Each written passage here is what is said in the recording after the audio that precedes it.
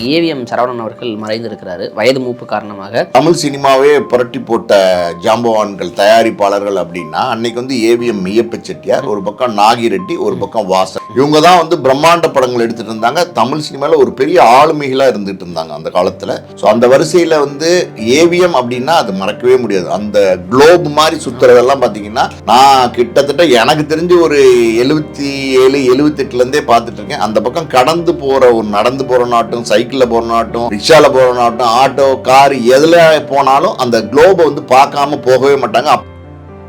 அவருடைய ஏவிஎம் ஸ்டுடியோல ஒரு காலத்துல வந்து ஃப்ளோர்ஸா இருந்துச்சு. அந்த இடத்த வந்து இன்னைக்கு வந்து காவேரி ஹாஸ்பிட்டல் கொடுத்துருக்காங்க. அந்த காவேரி ஹாஸ்பிட்டல்ல 2-3 நாளைக்கு வந்து உடல் நிலை சரியில்லாம அட்மிட் ஆகி இன்னைக்கு அதிகாலையில வந்து ஏவிஎம் சரவணன் சார் இறந்து போயிருக்காரு. இதில் இன்னொரு ஆச்சரியமான தகவல் என்ன அப்படின்னா, Rajini and AVM Saravanan sir இவங்க நட்பு எப்படி சார்? பல படங்கள் ரஜினி வந்து ஏவிஎம்மோட 9 படம் பண்ணியிருக்கிறார் ஏவிஎம் நிறுவனத்துல. சோ ரஜினிக்கும் சரவணன் சாருக்கான உறவு இருக்கு பாத்தீங்களா, அது ரொம்ப ரொம்ப நெருக்கமான உறவா, பல நேரங்கள்ல ரொம்ப அன்பை பரிமாறிக்கக்கூடிய விழா, அவங்களுடைய குடும்ப விழாக்கள்ல ஒருத்தர் போய்க்கக்கூடிய ஒரு நடிகரையும் தாண்டி, ஒரு தொழிலையும் தாண்டி ஒரு குடும்ப உறவுன்னு சொல்லுவாங்கல்ல, குடும்ப நண்பரா வந்து ரஜினி இருந்துட்டு இருந்தாரு. ஏவிஎம் சரவணன் சார் வந்து ஒரு அயன் மேன் அப்படின்னு சொல்லுவாங்க, ஒரு பிளானிங் மேன் சொல்லுவாங்க, ஹிட்மேன் சொல்லுவாங்க. நீங்க சொன்ன மாதிரி ஹிட்மேன்னா அது ஒரு ஹிட் அடிக்கிறது, அதாவது ஷூர் ஷாட் அடிக்கிறதுன்னு சொல்லி கேள்விப்பட்டிருக்கோம்ல, அந்த மாதிரி ஷூர் ஷாட் அடிப்பாங்க அவங்க எல்லாம். அப்படி வந்து படங்கள் எடுத்துட்டு இருந்த ஏவிஎம் நிறுவனம் ஒரு காலகட்டத்துக்கு அப்புறம் சினிமா வந்து கச்சா முச்சான்னு மாற ஆரம்பிக்குது. சிவகுமார் சாரை வந்து ஏவிஎம் தான் அறிமுகப்படுத்தினாங்க. காக்கும் கரங்கள் படத்துல வந்து சிவகுமார் சார் அறிமுகப்படுத்துறாங்க. அன்னைக்கு சிவகுமார் சாருக்கு வந்து அந்த முதல் படத்துக்கு வந்து 1000 ரூபாய் சம்பளம் கொடுத்துருக்காங்க. அதுக்கப்புறம் சூர்யா வச்சு அயன் படம் எடுக்கும் போது, உங்க toilet cleaner bison toilet cleaner குவாலிட்டியை விட பெட்டர்னு நிரூபிச்சா உங்க மொத்த பணமும் ரீஃபண்ட். பைசன் டாய்லெட் கிளீனர் இப்போது 79 ரூபாயில். சார் வணக்கம் சார். வணக்கம். தமிழ் திரையுலகை புரட்டி போட்ட ப்ரொடியூசர்கள் அந்த பட்டியல் எடுத்தால் இவர்களை மறக்க முடியாது. காரணம், கொடுத்த படைப்புகள் எல்லாம் பல வெற்றி படைப்புகள் தான். ரொம்ப ஒரு டீசன்ட், அதாவது ப்ரொடியூசர் வெற்றி பெறாரு, இப்போ வர்றாங்க, 4 படம் பண்ணுறாங்க, நிறைய பேர் போயிடுறாங்க. பட் காலத்தால் அழியாதவர்கள் அப்படின்னு பட்டியல் எடுத்தால் இவங்கெல்லாம் மறக்கவே முடியல. ஏவிஎம் அவங்க ஏன் திரை இதை பற்றி விலகினாங்க அப்படின்னு நிறைய நீங்கள் காணொலிகள் பேசியிருக்கீங்க. இன்னைக்கு ஏவிஎம் சரவணன் அவர்கள் மறைந்திருக்கிறாரு வயது மூப்பு காரணமாக. இந்த நேரத்தில் அவரை பற்றின பல சுவாரஸ்யமான தகவல்கள் உலா வர தொடங்கி இருக்கிறது. அனைத்து நட்சத்திரங்களும் நேரில் போகிறாங்க, சிஎம் சாரும் வர்றாரு, பலரும் தங்களுடைய இரங்கல்களை தெரிவிச்சிட்டு இருக்கிறாங்க. எப்படி பார்க்குறீங்க? ஏவிஎம் சரவணன் அப்படின்னு சொன்னதும் உங்களுக்கு ஃபஸ்ட்டு நினைவுக்கு வர்றது என்ன சார்? ஃபஸ்ட்டாக ஏவிஎம் சரவணன் சார் அப்படின்னு சொன்னால் ஃபஸ்ட் இந்த சாருங்கிற வார்த்தை வருது பார்த்தீங்களா, அந்த மரியாதை. அதுக்கப்புறம் அவர் எப்போவுமே வந்து இந்த ஒயிட் அண்ட் ஒயிட்டை தான் அவரை நீங்கள் பார்க்கலாம்.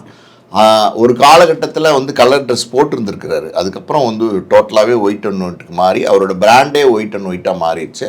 இன்னொரு விஷயம் நான் வருது அப்படின்னா, கையை கட்டிட்டு தான் எப்போவுமே நிற்பார். எவ்வளோ பெரிய மேடையாக இருந்தாலும் சரி, எவ்வளோ பெரிய ஆட்களாக இருந்தாலும் சரி, எவ்வளோ சின்ன ஆட்களாக இருந்தாலும் சரி, இந்த கையை கட்டிட்டு தான் பேசுவார். இது 3 தான் வந்து ஏவிஎம் சரவணன் அப்படின்னா நான் வருது. அந்தளவுக்கு ஒரு பண்பாளர், தொழிலை வந்து தொழிலாக செஞ்சாங்க. நீங்கள் சொன்னீங்க தமிழ் சினிமாவே புரட்டி போட்ட ஜாம்பவான்கள் தயாரிப்பாளர்கள் அப்படின்னா அன்னைக்கு வந்து ஏவிஎம் மெய்யப்ப செட்டியார், ஒரு பக்கம் நாகிரெட்டி, ஒரு பக்கம் வாசன். இவங்க தான் வந்து பிரம்மாண்ட படங்கள் எடுத்துகிட்டு இருந்தாங்க. தமிழ் சினிமாவில் ஒரு பெரிய ஆளுமைகளாக இருந்துகிட்டு இருந்தாங்க அந்த காலத்தில்.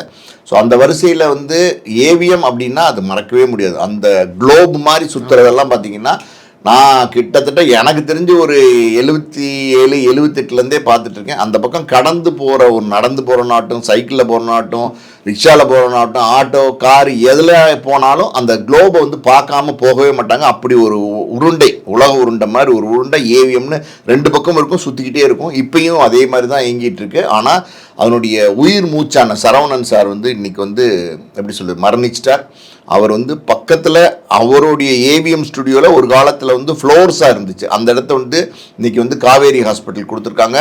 அந்த காவேரி ஹாஸ்பிட்டலில் 2-3 நாளைக்கு வந்து உடல் நிலை சரியில்லாமல் அட்மிட் ஆகி இன்னைக்கு அதிகாலையில் வந்து ஏவிஎம் சரவணன் சார் இறந்து போயிருக்காரு.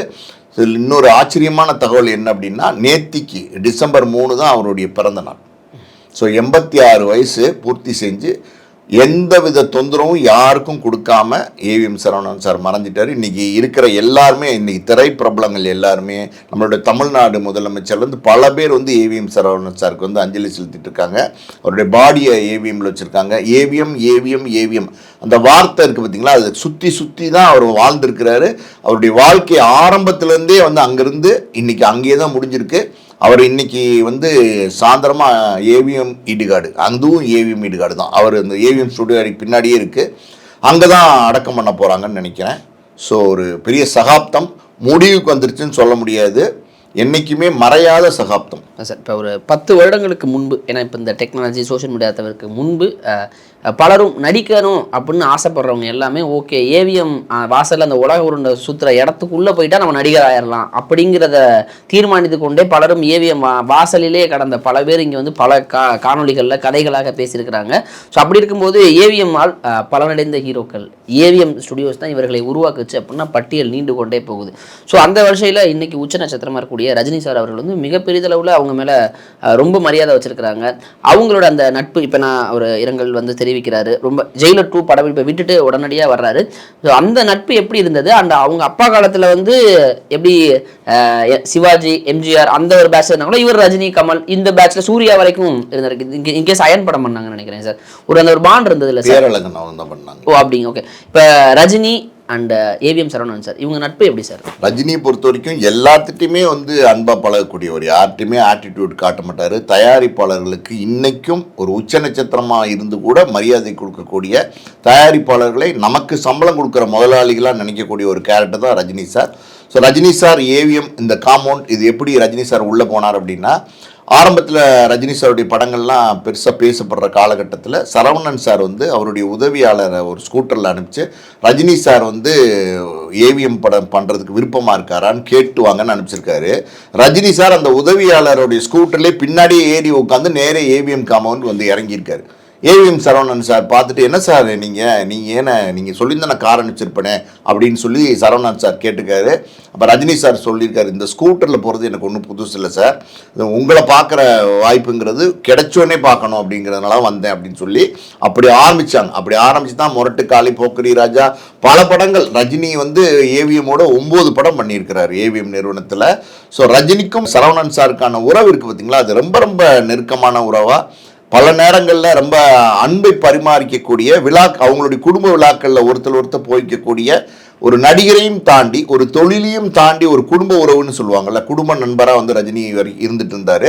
ஸோ ரஜினிக்கு வந்து ஏவிஎம் பேனருக்கு ஒரு பெரிய படம் பண்ணணும்னு ஒரு ஆசை.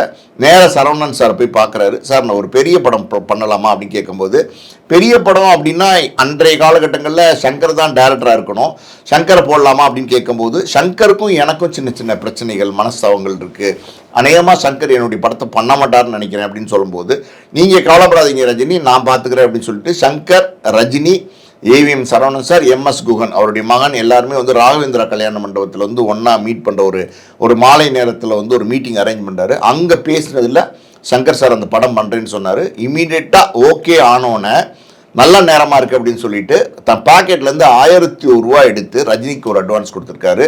சங்கருக்குமே 1001 ரூபா தான் அட்வான்ஸ் கொடுத்துருக்காரு.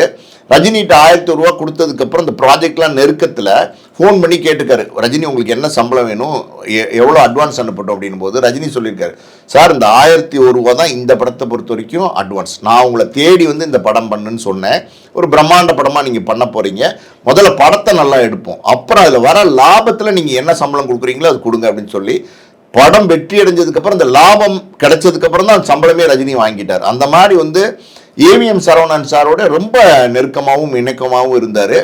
ஒரு சம்பவம் கூட சொல்லுவாங்க, அதாவது இந்த சிவாஜி படம் அப்புறம் வேற 2-3 படங்கள்லாம் பண்ணுறதுக்கு முன்னாடி கோடிகளில் ரஜினி சம்பளம் வாங்க ஆரம்பிச்சிட்டாரு.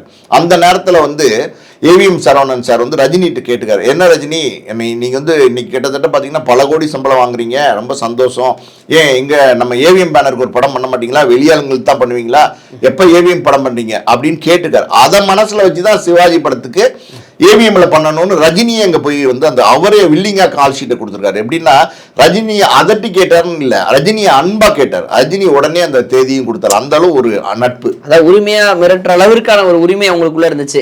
உரிமையா மிரட்டுறதெல்லாம் இல்லை, அதாவது வந்து ரஜினி ஒரு தேதி கொடுங்கன்னா அவரு ரஜினி கொடுத்துருவாரு. சார் ஏவிஎம் சரவணன் சார் ஒரு ஃபோன் பண்ணால் ரஜினி ஒரு தேதி கொடுத்துருவார். அந்த அளவுக்கு வந்து நெருக்கமாக இருந்தாங்க. ஏவிஎம் பேனர்னா எல்லாருமே வந்து எப்படி சொல்கிறது, பெரிய லெவலில் போற்றக்கூடிய ஒரு பேனர். சிவாஜி கணேசன் எங்கேருந்து வந்தார், இன்னைக்கு தமிழ் சினிமாவில் மிக முக்கியமான நடிகர் பராசக்தி படத்தை யாராவது மறக்க முடியுமா? கலைஞர் வசனத்தில் சிவாஜி கணேசன் நடித்த அந்த படத்தை பற்றி சொல்லணும் அப்படின்னா ஒரு 15 நாள் எடுத்ததுக்கப்புறம் மெய்யப்ப செட்டியார் அவர் அந்த படத்தை பார்த்துருக்காரு. பொதுவாகவே எல்லா படத்துலையும் ஒரு 15-20 நாள் எடுத்தோன்னே போட்டு பார்ப்பாராம் அவருடைய தேட்டரில். ஏவிஎம் காம்பவுண்டுக்குள்ளே டப்பிங்கு, ரீரிகார்டிங்கு, ரெக்கார்டிங்கு, இப்போ ப்ரீவியூ தேட்டர் எல்லாமே இருந்துச்சுல்ல. போட்டு பார்த்துட்டு சிவாஜி சார் நடித்த 1-2 காட்சிகள் வந்து அவருக்கு திருப்தியாக இல்லை. அங்கங்கே வந்து கொஞ்சம் தொய்வாக இருக்கிற மாதிரி இருந்திருக்கு, முகப்பொழிவு இல்லாமல் ஒரு மாதிரி இருந்திருக்கு. அப்போ அந்த படத்தை பார்த்துட்டு இயக்குனரோட அதுக்கப்புறம் பார்த்தீங்கன்னா அந்த அவங்களுடைய உறவினர்கள், அவங்க அசிஸ்டன்ட் டைரக்டர்ஸ்லாம் உட்காந்து பேசும்போது சிவாஜியை மாற்றிடலாமா, வேற ஒரு நடிகர், அன்னைக்கு பிரபலமான இருந்த நடிகர், அவரை போட்டு இந்த படம் பண்ணலாமா, இந்த கேரக்டருக்கு அது சூட் ஆகும் போலியே, கொஞ்சம் எனக்கு மனசு திருப்தி இல்லாமல் இருக்குது அப்படின்னு சொல்லியிருக்காரு. அப்போ மெய்யப்ப செட்டியார் இருக்காங்க இல்லையா, அவருடைய துணைவியார் ஏவிஎம் சரவணனுடைய அம்மா சொல்லியிருக்காங்க, இல்லைங்க ஒரு நல்லா நடிக்கிறாரு, ரொம்ப வித்தியாசமாக இருக்குது இவரோட நடிப்பு, இது வரைக்கும் யாருமே இல்லாத ஒரு நடிப்பு கொடுக்குற மாதிரி தெரியுது, நீங்கள் சொல்கிற மாதிரி 1-2 இடங்களில் கொஞ்சம் சுமாராக இருக்கிற மாதிரி தான் இருக்குது, அதை வந்து ரீஷூட் பண்ணால் சரியாயிரும், அதனால் நம்ம வந்து மொத்தமாகவே வந்து அவரை நீக்க வேண்டாமே அப்படின்னு சொன்னதுனால அது வந்து மெய்யப்ப செட்டியார் வந்து மனைவியுடைய வார்த்தையை மந்திரமாக எடுத்து அந்த படத்தை தொடங்கி நடத்தினார். அது பெரிய வெற்றி படம். சிவாஜி சார் வந்து மெய்யப்ப செட்டியார் சாருடைய துணைவியாரை எங்கே பார்த்தாலும் காலில் உளுந்து வணங்கி, அம்மா எனக்கு வந்து அன்னைக்கு வந்து வாழ்க்கையை வந்து நீங்கள் ஆரம்பித்து கொடுத்தது நீங்கள் தான்மா, நீங்கள் மட்டும் அது சொல்லலைன்னா அந்த படத்திலே நான் இருந்திருக்க மாட்டேன் அப்படின்னு அவர் அன்பை தொடர்ந்து காமிச்சிட்டு இருந்திருக்காரு. இப்போ ஏவிஎம் சரவணன் அவர்கள் அவங்க அப்பா கடத்துலேருந்து அடுத்து பண்ணுறாங்க சார் நிறைய படங்கள் எல்லாருக்குமே. இப்போ ஏவிஎம்னோடனே எல்லா நடிகர்களுக்குமே ஒரு அந்த காலத்தில் நிறைய ஷூட்டிங் ஸ்பாட்ஸ் அங்கே தான் இருந்துச்சு. ஒரு ஃப்ளோரில் இன்னொரு ஷூட் நடக்கும், சிவாஜி வீட்டிலேருந்து விருந்து வரும், எல்லாம் பரிமாறிப்பாங்க, விஜயகாந்த் அப்படின்னு பல அனுபவங்கள் வந்து நம்ம கேள்விப்படுறது உண்டு. ஆனால் இப்படி இருந்த ஒரு சாம்ராஜ்யம் பல அந்த சொத்துக்கள் பகுதிகள்லாம் பல விற்கிற இடத்துக்கு போகிறாங்க. நிறைய அந்த ஃப்ளோர்ஸ், அந்த ஸ்டுடியோஸ் எல்லாமே வாடகைக்கு விட்டு நம்ம நிறைய பார்க்க முடியுது. அந்த பக்கத்தில் தேட்டர் இருந்தது, அந்த தேட்டருமே மூடிட்டாங்க. இப்படி ஒரு பெரும் புயல் அவர்களை தாக்கியதன் பின்னணி என்ன, எதனால் இந்த சோகம் வந்து அவங்கள பெரிதளவில் தாக்கி அந்த சினிமாலேருந்து விலக ஆரம்பித்தாங்க? பெரும் புயல் அப்படின்லாம் இதை நம்ம சொல்ல முடியாது. முதல்ல எதனால் சினிமாலேருந்து விலக ஆரம்பித்தாங்க அப்படின்னா, ஏவிஎம் வந்து ஒரு பிளானிங்காக, அதாவது வந்து பக்காவாக வந்து பிளான் பண்ணுவாங்க, அந்த பிளானிங்கில் வந்து படத்தை எடுப்பாங்க. சொன்ன ஒரு ரிலீஸ் தேதியை அனௌன்ஸ் பண்ணிவிட்டு படத்தை வந்து பூஜை போடுவாங்க. சொன்ன ரிலீஸ் தேதியில் படம் வந்து ரிலீஸ் ஆயிரும். எந்த பிரச்சனையுமே இல்லாமல் பக்கா பிளானிங்கில் பக்காவாக படம் எடுத்துகிட்டு இருந்தாங்க ஏவிஎம் நிறுவனம். அதாவது ஏவிஎம் சரவணன் சாரை வந்து ஒரு அயன் மேன் அப்படின்னு சொல்லுவாங்க, ஒரு பிளானிங் மேன் சொல்லுவாங்க, ஹிட்மேன் சொல்லுவாங்க. நீங்கள் சொன்ன மாதிரி ஹிட்மேன்னா அது ஒரு ஹிட் அடிக்கிறது, அதாவது சொல்லி ஷூர் ஷாட் அடிக்கிறதுன்னு சொல்லி கேள்விப்பட்டிருக்கோம்ல, அந்த மாதிரி ஷூர் ஷாட் அடிப்பாங்க அவங்கெல்லாம். அப்படி வந்து படங்கள் எடுத்துகிட்டு இருந்த ஏவிஎம் நிறுவனம் ஒரு காலகட்டத்துக்கு அப்புறம் சினிமா வந்து கச்சா முச்சான்னு மாற ஆரம்பிக்குது.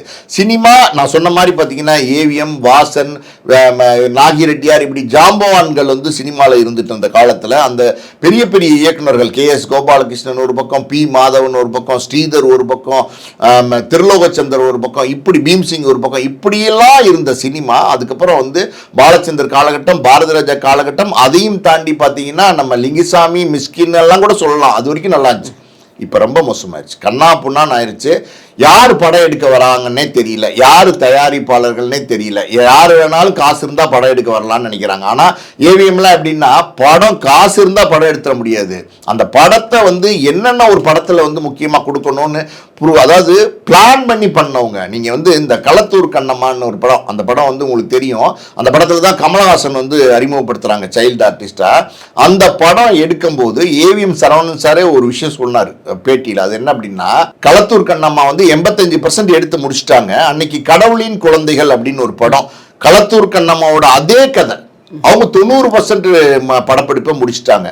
இந்த ஸ்டேஜில் தான் ஏவிஎம்க்கு வந்து தெரிய வருது அதுவும் இதுவும் ஒரே கதைன்னு தெரிய வருது. அப்போ இவர் நம்ம மெய்யப்ப செட்டியார் சார்கிட்ட போய் சொல்லியிருக்காங்க சரவணன் சார், அப்போ அந்த மாதிரி வந்து இதே கதையில் இன்னொரு படம் ரெடி ஆகிட்டு இருக்கு, நம்ம அவசரமாக ஒரு 10 நாளைக்குள்ள முடிச்சு ரிலீஸ் தேதி அனௌன்ஸ் பண்ணலைன்னா சிக்கல் ஆயிரும், கிட்டத்தட்ட நம்மளும் 85% முடிச்சிட்டோம் அப்படின்னு பதறியிருக்காரு. அப்போ வந்து மெய்யப்ப செட்டியார் என்ன சொல்லியிருக்காரு தெரியுமா, அதெல்லாம் பதறாது தம்பி, நீ படத்தை போடு நான் பார்க்குறேன் அப்படின்னு சொல்லிட்டு படத்தை 85% எடுத்த படத்தை பார்த்துருக்காரு.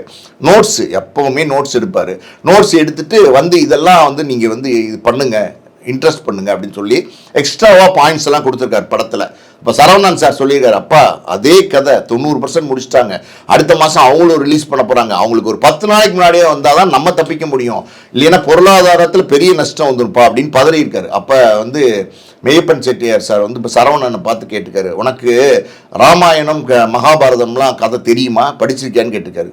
படிச்சிருக்கேன். வாரியார் சொற்பொழிவு ராமாயணம் மகாபாரதம்லாம் பண்ணுவார், அதை நீ போய் கேட்டிருக்கியா அப்படின்னு கேட்டுக்காரு.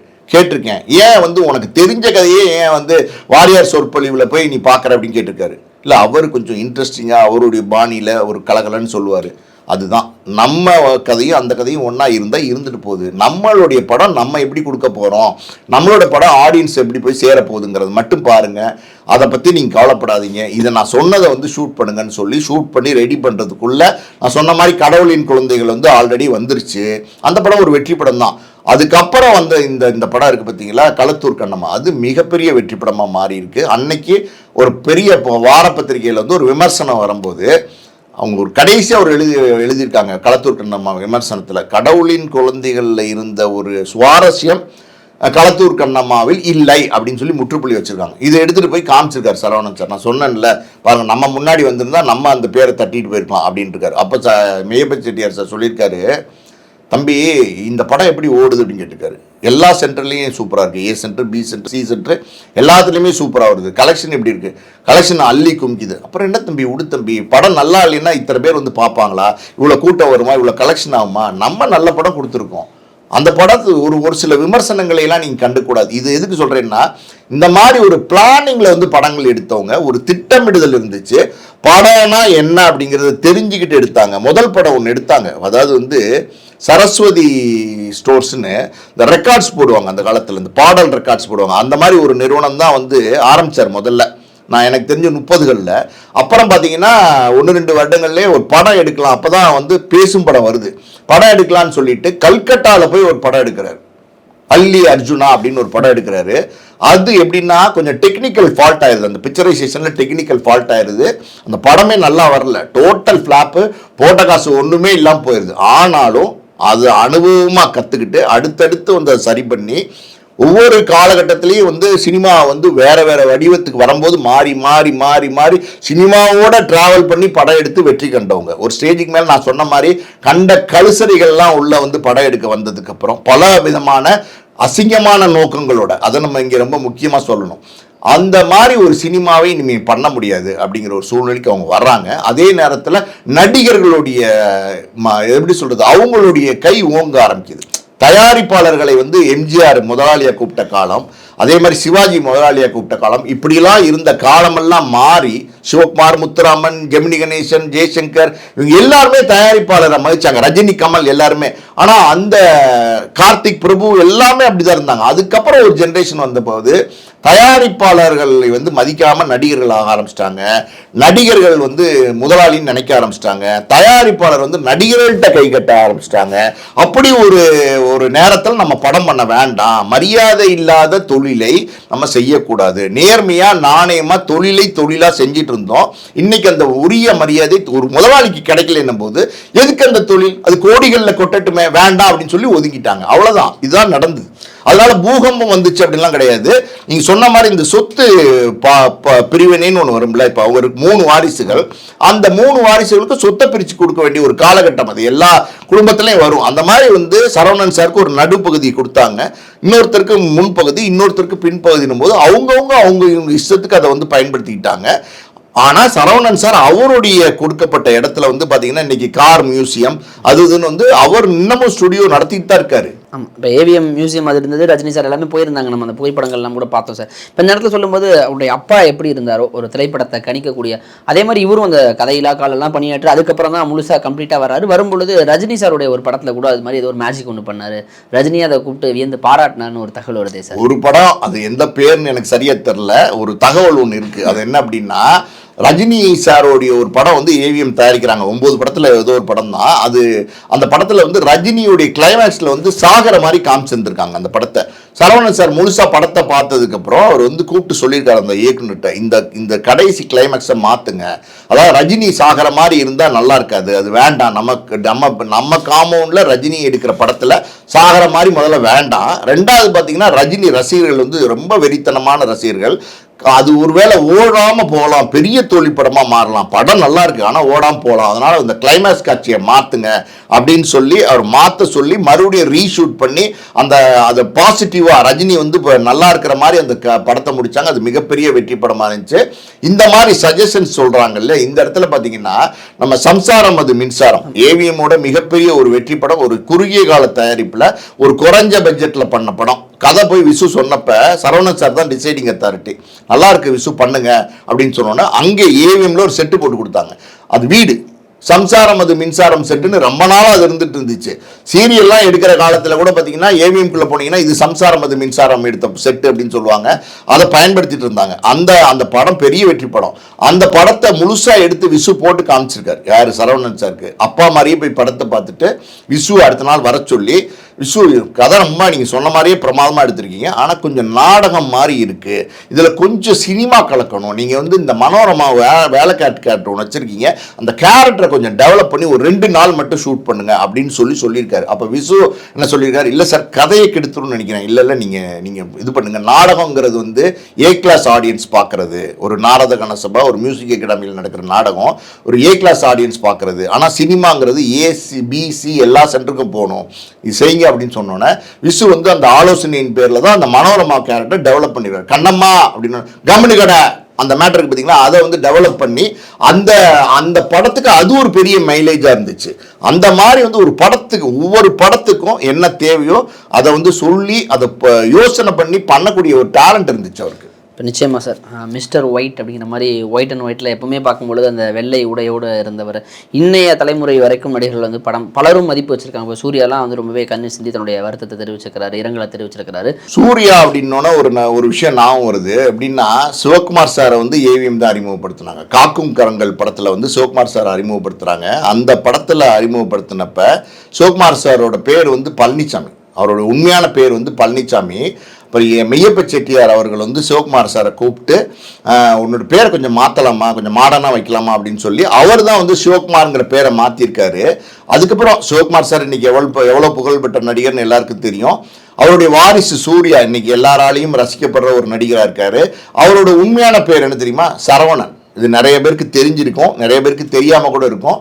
சூர்யான்னு படத்துக்காண்டி தான் பேர் மாற்றினாங்க. அந்த சரவணன்ற பேரை வந்து சிவகுமார் வச்சதுக்கு ஒரு காரணம் இருக்குது. அது என்ன அப்படின்னா மெய்யப்பன் செட்டியார் தான் வந்து நம்மளோட பேரை சிவகுமாரை மாற்றினாரு.